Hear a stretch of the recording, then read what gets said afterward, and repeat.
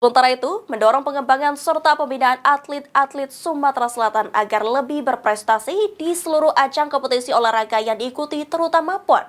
Koni Sumsel akan membentuk program Sriwijaya Go. Media dan dokumentasi kami persilahkan kembali. Sebagai upaya meningkatkan prestasi olahraga di Sumatera Selatan, Komite Olahraga Nasional Indonesia atau KONI Sumsel akan mendorong pengembangan serta pembinaan atlet muda melalui program Sriwijaya Go.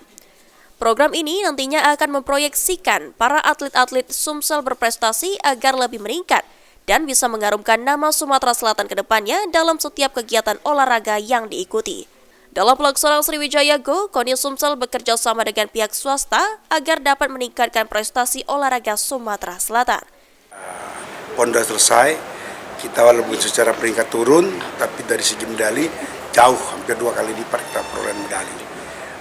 Ke depan, KONI ada program Sriwijaya Go yang kemarin, yang ini dapat emas, dapat perak. Ke depan kita upayakan bisa dapat emas.